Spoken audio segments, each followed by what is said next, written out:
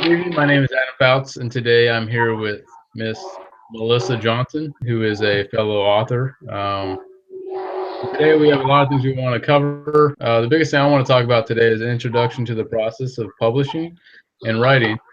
And just give you a brief story about me, how I got into it, and then introduce you to Melissa Johnson. So for me, I've actually been writing since about the age of 12 or 14. Started off with a little pen and paper with listening to the Journey and the Beatles, and I would sit there and literally write the lyrics down as I heard them. I think that was my first beginning of ever writing. From there, I was inspired by my mom to write poems and things like that. Um, and the music side, I was inspired by my father. And those two kind of came together to get me into songwriting, which I did for many years. Um, And recently, about I think between 2011 and 2012, been traveling throughout the country in the Marine Corps. And really, I was just praying about a new way of influence and just reaching, a new audience. And I was sitting there at church in La Jolla, California, and I felt like God was just telling me, "Hey, write a story, write a children's book." And I just thought it was the most ridiculous idea ever. I'm like, okay, a children's book, all right. But I kind of dwelled on that. Me and my wife had a 45-minute drive home, and I was sitting there talking to her, trying to really just figure out like, what is it? Can I write about? What should I write about? And we drive up, into our home, and we get out of the car. We open up the door, and we have a. At the time, we had a 3-year-old Pomeranian waiting for us. His name is Mr. Wiggins, and I was like, Mr. Wiggins, what'd you do today?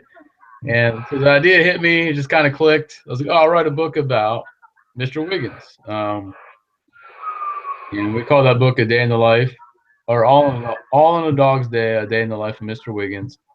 And again, so that was it. That was the idea. The idea was simply, I'm going to write a book about my dog. And from there, I kind of just had to formulate, okay, how would I make sense of this idea? And I just took the most logical approach I could, which is simply, okay, everybody wakes up in the morning, everyone goes to bed at night. So we'll start his day off in the morning, and we'll end it at night. And throughout the book, it just tells a journey about Mr. Wiggins and the day in his life. Um, and I actually have the book here. And we actually use this book to tell his story. He's a rescue dog. Our friends actually rescued him. Um, and again, this is the first book I've ever written. Originally, naturally a songwriter. And my wife's a teacher, but she ended up being the editor. And I have a friend, her name's Anna, who's an artist in Nashville that actually did the illustration. So it's pretty cool. And so it really all just stemmed from an idea. And the unique thing about that, here I am just writing a children's book, trying to keep my creativity up.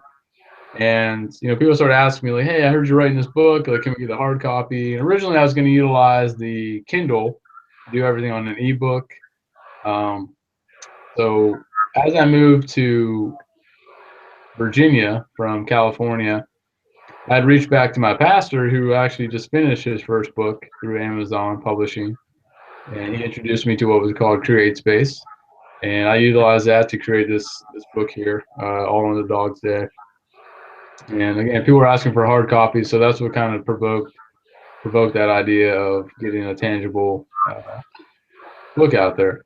And we now use, like I said, we now use that book to tell a story, but we also go around. We have a little paw print with this stamp that we utilize to sign, do book signs for kids and things of that nature. And that kind of leads me into my next point and into my next book, which there was a captain that I worked with, and he had saw the book online. He ordered it, and he has a 5-year-old daughter at the time that he bought the book for. He read it to her at night, and he's explaining to her that, hey, hey, Dad, or he's explaining to her like, hey, I know this guy, and he's the author of the book. And she's like, hey, Dad, I just really I want to write my own book. I think that's really cool. So he reached out to me, and he was just asking me, he's like, hey, I'd really love to help my daughter pursue her dreams. And So he's like, I just want to know if you can help out. And again, a new idea came, and that was simply, let me write a book, not just for her, but my intent is simply, if she's my only audience, I want her to have this. But let me just write this book in a manner that everybody can literally go step by step through the processes that I went through to create their own story and publish it by themselves at a low cost. Um, so I have this book here. It's called How to Write and Self-Publish a Book by myself, and I utilized Amazon Publishing to get this done. And it's literally a manual. It literally just goes through CreateSpace and teaches you how to actually go step by step to take your story and make it a tangible thing. Um, so that's kind of the concept of, introducing to you to the process, which is just gathering an idea, and from there it's you build upon that idea. And when we talk to Melissa today, she'll definitely tell you about the steps that she took to build upon those ideas, and just how instrumental that's become. And as I've kind of alluded to, I've utilized the Amazon process, CreateSpace. I haven't created an ebook. I plan on utilizing that next. But this project that I'm working on to help you out is simply to encourage you to, pursue your dreams and know that, it's worth pursuing. And what I want to kind of do now is turn this over to you, Melissa, and we'll start the interview process. How are you doing this evening? Great. Thank you for having me. Yeah, thanks for coming. I know we had a very interesting technical experience, so your time is great. Oh, Yeah, it's greatly appreciated. Um, I talked about a few things, but what I'd like for you to do again, if you could, just as I told my story, if you could kind of tell your story, how you got into writing, and what was a big idea that sparked your first book, and what is that book, and where is it today? well, what got me into writing actually was a tragic car accident I was in. It caused me to see life in a different view, which crazily I decided to go back and do a dual degree in criminal justice and business, is raising my daughter and a full-time job on top of it. And my professor, he's like, you absolutely see things so differently. And I mean, I would research like crazy. And he kept telling me I should turn this into a story. And I kept telling him the guy was crazy. I was like, I have no time to write a book. And finally, I prayed about it over and over and over. And I woke up one morning and I said, I'm going to do it. And I did almost a 2 year during my whole degree, the research on the actual cases that I had wrote about. I do write drama, horror, and that process was probably the most interesting. And then I took in about a year to write my book, the first one.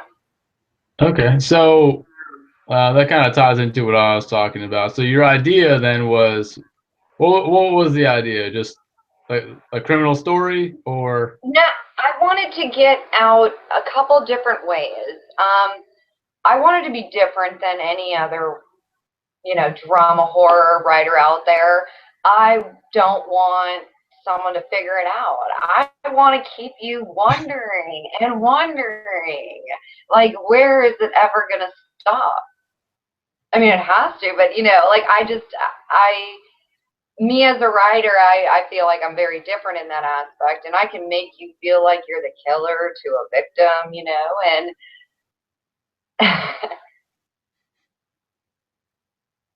Right. Okay. So your idea was that, and then again, say you spent 2 years of research before yeah, actually writing the book itself. almost 2 years. And then, I mean, it just wasn't on the whole crime thing. It also was, I wanted to reach out to victims out there, and show that there is signs. They're really, I mean, in serial killers, not only, but in just criminal wise out there. You know, there's different signs people can get, and that is all throughout my books. Okay. Awesome. So we talked about the research and then time. So, you know, you brought up an interesting point. You talked about how long it took to actually get to the process of writing, as well as now you wrote your book, and at what point? So, from my understanding, you actually went through a company for publishing, correct? Yeah, it's Camille City Publishing out of Atlanta. Okay, and then did you write your book first, or did you just share the idea, or how did that process work for you? Oh no, I had the book almost finished, Okay. and crazy, I was again researching. I can't emphasize that enough. And I went from self-publishing to major companies, Mhm. you know, to so forth. And you could get offers. Believe me, I've seen plenty. You know, down to you could go independent, but if you don't, you know, if you didn't know the steps, like you wrote a book, which great because I was lost. I had no idea. And so by researching over and over and over, I came across the publishing company. And about 6 months, we started talking and stuff. And I was giving her my insight on what I was writing. And instantly, that we clicked. And I knew that that was the one I wanted to be with. She saw the visions that I was seeing, you know, and I think that is very important for anyone that does decide to go publish, that make sure that it's somebody that's not going to change your vision, because that is your work. Yeah, so that's a good point. So you have this publishing company. Was there anyone else that tried to contact you, or is there any other companies that you looked into? And what made you choose this company over another one? I don't want to bash other companies because I do believe everybody needs to do their own research and have their own opinion. Hmm. But just my experience is when things sound a little too good to be true, look into it a little bit more. Yeah. And if there's, you know, you don't want somebody that's constantly pushing, like they want your work. And that's one thing that I've been getting so much of is offer after offer after offer from same companies that they just want it, you know, well, if you want it, well then I can't wait till you want it at the end of it, you know, like just keep them. I encourage all writers to honestly hold their work as long as you possibly Yeah, that's good wisdom, I think. I think that obviously, can. you know, Yes, those, I do own a I mean, I'm with a publishing team, but the difference between mine is I do still own all right. yeah, yeah, yeah. We'll talk about that in a moment, but I think you bring up a good point. I mean, obviously, so obviously you have a you have a business background. I think that may have been a huge role in how you approach this whole situation. And that's great because for the audience, I think that's important. You share that information. But yeah, I think there are those people out there that are just hungry, that just want, you know, and they just want your material. And I'm glad that you brought it up that you own the rights to your material. I think that's very important. And I actually allude that to I bring that to the attention of my book. I've done research as well to find out that, hey, you know what? You could be a self-publisher on Amazon, but you don't have to have Amazon own the rights to your product, you know. Um, and what I've done with my first book is I've actually not owned the rights to that. And what I've noticed, because I do know that you are in Barnes and Nobles, correct? Mm-hmm. Okay. So from my experience, I was like, oh, okay, I'm affiliated with Barnes and Nobles, and I'll be able to go there and do book signings for kids when they have the little when they have the meet and greets and stuff like that with authors. And I called them and they said, well, your book does not qualify. You know, um, I have the rights to with this particular book. Um, I have the rights to simply, have orders published on or purchased online, but to actually sell within a store, I'm limited to that. And unless I have my own inventory and I give it to a local company that can hold them for me or whatever it may be. So that's kind of the burden of doing it on your own. And I think that, I talk about some pretty strategic ways of how to market through social media and utilizing low cost. But the reason I want to really bring you on board was to talk about how a publisher has influenced your experience as a writer, and two, I want to talk about, again, you mentioned that you own the rights, so let's talk about that first. You owning the rights, what has that done for you? Me owning the rights of my work has allowed me to choose what distribution centers have my work. It has allowed me to negotiate the numbers, so I'm pleased before they are. Obviously, that is a big factor in any money.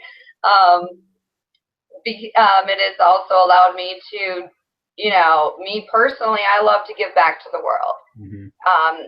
Right now, we are redoing my personal website because we have a new release coming out. But every sale that comes across our website goes back to Ohio, actually, and people in need.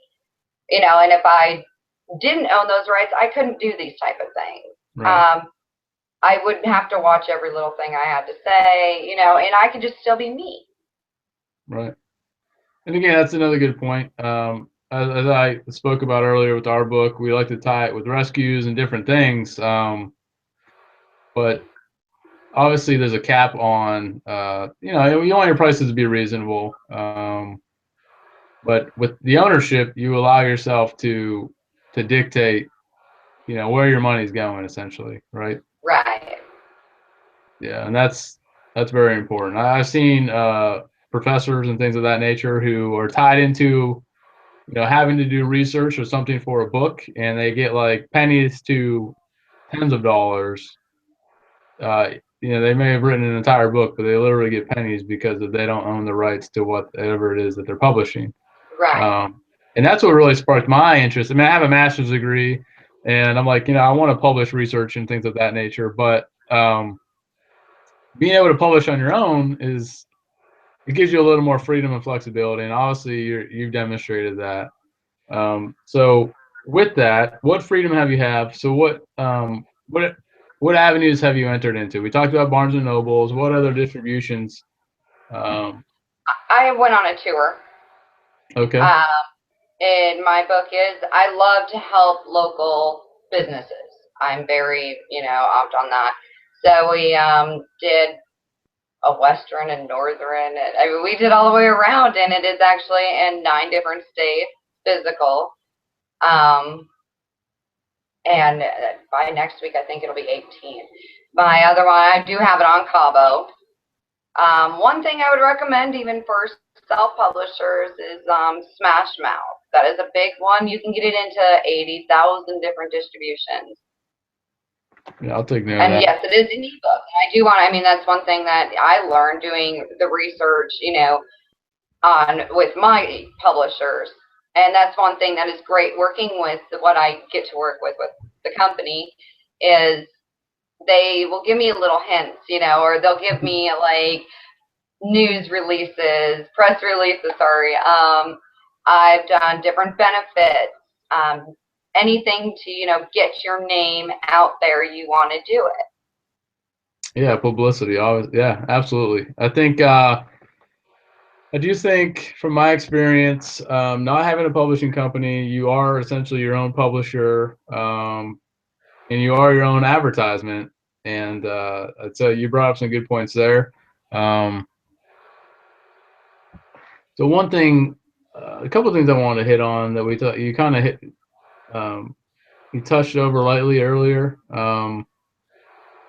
Now you obviously had a lot on your plate. You're a single mother. You were going for 2 degrees. When the idea came to you, what was your initial reaction? Obviously, you told your professor, like, I assume there's some apprehension. Probably because of what you had going on at the time, correct? No, because I'm very goal oriented. If I say I'm gonna do it, I'm gonna do it, and I Okay. don't care what comes in my way. All right.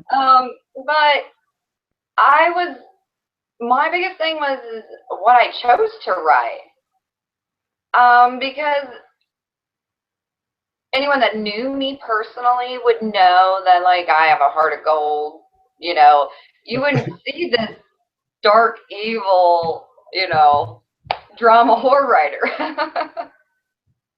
Okay. um, and that was always, throughout my whole experience, even with the publishers and stuff, it was that was my biggest thing is I was like, are they gonna look at me different? Or the society even are they gonna look at me different because of what I did? Are they not gonna like it? And then submitting your work to a publisher, that's a big step because they can deny you. Yeah. So that brings up a good point. Before I want to get there, I kind of want to rephrase my question. I guess my question was, did you feel like you didn't have enough time? And obviously, um, I mean, you had a lot going on, but obviously your other response was that this was my goal. I was going to make it happen. So you found time, right? Yes, I actually for the year blocked out pretty much my whole social personal life. I was determined to get this out and do something with it, and it took a lot of dedication, a lot, Yeah. No, that's and awesome. still to this day it does. Yeah. So that was brings up another question for me. Time is obviously something you have to manage. Did you set a goal for yourself on when you want to get a book published by? Did your publishers help you determine those types of goals? Yes, I'm always very close with them, and I mean, a lot of it is my publisher also has advanced my career in a way of for filming, so we're very very close, Mhm. and we like to, she'd like to see something out every, Halloweenish time around there. But again, if I'm not happy with the product and she's not happy, we're not going to release it to the world because our names are on it. Yeah, A deadline is set, and it is something that I stress about probably more than anyone. I think that's. I mean, you make a lot of great points. You brought up a great point about marketing strategies. I mean, obviously your genre is horror type things, so uh, obviously your publisher talked about lining that up with Halloween. I think I mean, that's magnificent. Just for the audience, I think that that's important. Obviously, Yes, you do. yeah, yeah, knowing your audience and knowing your market. I mean, it's two things, but they're totally different things. So your market obviously would be seasonal, and I think that's a great strategy. I think that's a great point. Another thing you had talked about was simply if you didn't like it, you weren't going to move forward with it until it was perfect. Yeah. Um, and I feel like there's two things that kind of go with that. Well, three really. I mean, you got to be happy with it. The other thing too is, obviously your heart's telling you one thing, when your mind is probably saying, "Hey, let's keep pushing." How do you find the balance between what you're the logical side of things and the emotional side, and what do you tend to veer towards the most? My first book, I I was more of like a mess. I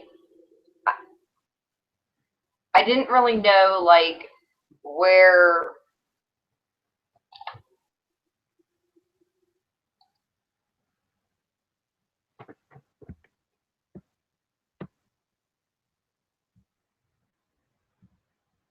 So we had just lost her. I'm gonna try to get her back.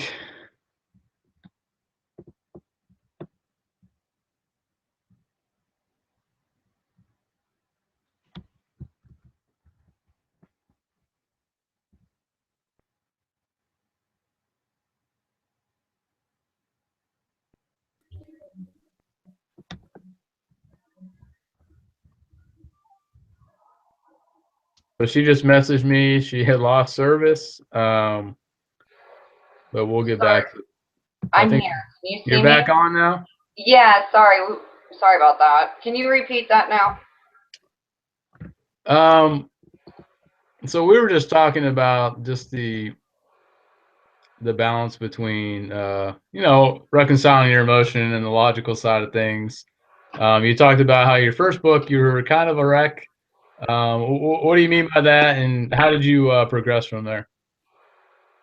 Um, my first one is just, and you as a writer also know, I was not ever happy. I felt like I always could do better. And so I threw about roughly 200 copies away. Yeah. And I just, even down to that last time, I still wasn't happy. And I actually did a revision because I didn't, unless you're 100%, that's why I stress that so much. Now, with my second one, while I wrote it, I had maybe thrown away 3 copies. Okay. And I ended it with a smile on my face with a guarantee not, I mean, I guarantee my fans will not. So these were physical copies that you had thrown away. I actually do a few different writing styles. I handwrite a lot of it. Okay. Down to I started writing scripts. So like my walls at times would like be covered in all these notes. Wow. And then I would turn in, then I would throw it away. And until you really are comfortable in the area that you need or want to work in and write about, you're gonna throw away. But always, always stick with your gut, like you were saying earlier. Your mind can say, "Oh no, this is it," but no. Yeah, and that's we talk about that, but what about the external balance? So has anyone influenced you to because to me, I think it's very important to surround yourself with very positive people that are going to want to share with. They may not have the same vision as you, but they at least want to come beside you and they want to help you see your dreams come true. And Yeah. you said that you shut yourself out for a certain amount of time. Did that factor play into it? Just trying to drown out negativity or anything like that? It did. During the time of my writing, my first one as well as my second one, I learned really who my true friends were. Um, I have an amazing support team right now. There's very few of them, but both friends and family that I have is very inspirational right now in my life. And I That's think it's very important, even though what I write, they help me, they intrigue me, there might be some little thing that they can help, pop up my mind right back where I needed to go. And I think that is one thing for all writers to have is your very immediate support team. yeah, I think that's a great point. I think when I look back on my experience as well, this children's book. Literally after the church service, I was telling everyone about it, and they're like, "Yeah, just go ahead and write it. It's hilarious. It'd be fun, And my wife's always been my biggest supporter, and obviously every book I've ever done, she's my editor. So I love seeing her name on that book beside me. And I think that's a very good point. Just knowing who you can talk to about these types of things and surrounding yourself with those type of people, so that again, they may not understand everything that you're trying to write about or what you're experiencing, but just knowing that they're rooting for you, I think that has Right, right. a huge impact. It Um, feels great. yeah. So the last thing I kind of want to touch on before we actually start talking about the publishing company that you work with, I know for me, when I looked at this idea, okay, I'm like, is that really a good idea? Should I really write about this? Should I write about that? An underlying factor for me was the idea of what is somebody else going to think about me. And even when I picked an idea and I ran with it and I went to publish it, again, it was there's that scrutiny of what is somebody going to think about this. I think it's for me, I realized it's a fear that I had to overcome. I didn't realize it was a fear until I had to overcome it. Uh, can you talk about that, the idea of facing judgment and what role that played, or how you overcame that situation?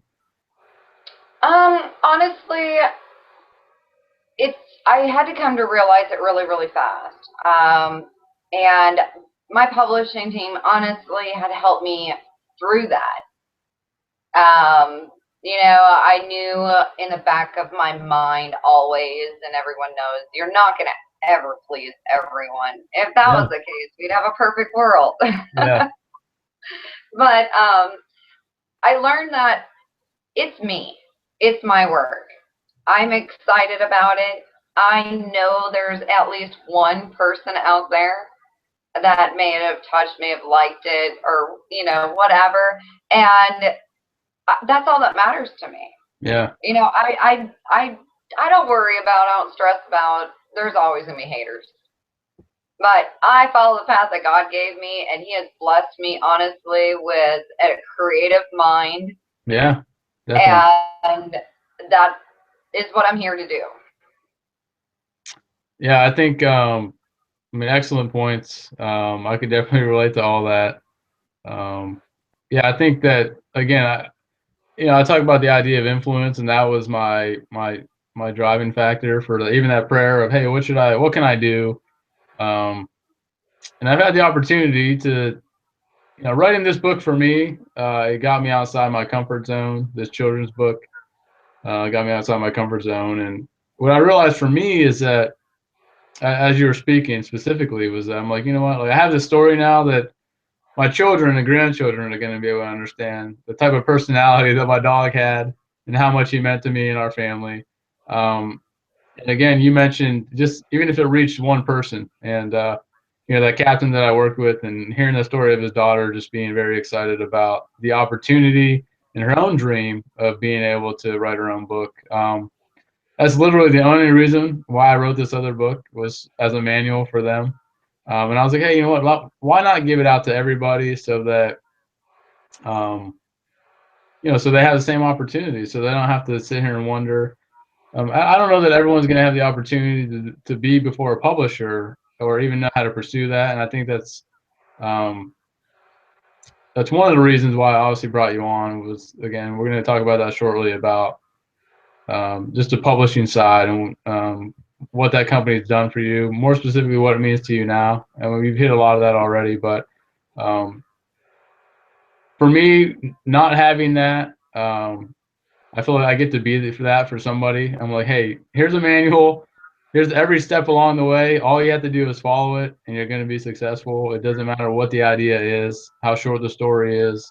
Um, so what I want to do now for you is simply, let's talk about your publishing company. Who are they?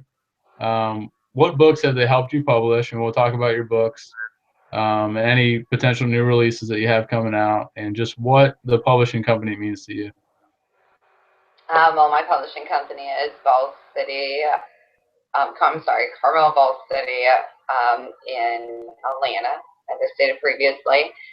We have published The Tree House. This is one. Let me see if it's in there.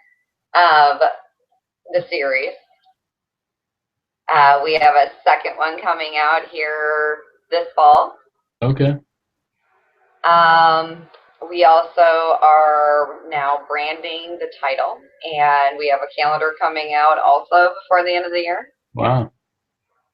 And then in 2016, Trinity Entertainment Productions Media is doing a short film on the first book. Wow. Wow. Yeah, so and it's all, honestly, it would not have been done if it wasn't for her. I mean, my publishing team has worked tremendously hard. It takes a lot, not just from the writer, but behind the scenes. A lot of things don't happen overnight. It's been years. There's patience. You have to learn patience. The one thing I do not have. But I'm working on it. I was gonna say, you definitely have a lot of wisdom. So Well, thank you. this process has definitely helped in that, and I think that's amazing. I think that I think it really just ties back to the subject of what we're trying to talk about tonight is again the introduction to the process, and it all started with an idea, Yes. and it wasn't even your idea. It was somebody that inspired you to start thinking about these types of things, and Right. um, so I think it's very amazing. Do you have any last parting words, any words of wisdom that you'd like to add to the audience who's You know, thinking about? Oh, I'm going I to say, just who's thinking about either whether publishing or self-publishing, um, and I guess what would those words be? well, I mean, I would like to leave with everybody with no matter what you decide, finding a publisher or self-publishing, make sure your heart and your gut are really the ones that are telling you what to do. Don't do it for the wrong reasons because later on you cannot take it back. And I mean, if it's something you truly, truly, truly want, you'll do whatever it takes. Yeah. And if you honestly do your research, you can find me on Facebook, Twitter, everywhere. I would love to help any potential writers, to even connect you with some, people that could actually help you guys. Yeah, I think that'd be incredible. So last thing I want to say, I don't think that we touched on this, but you are actually an independent author who works with a publisher, and you own all rights to all your works. Yes. And again, we talked about the freedom, what that brings, just being able to determine costs, distributions, things of that nature. I think it's an incredible thing.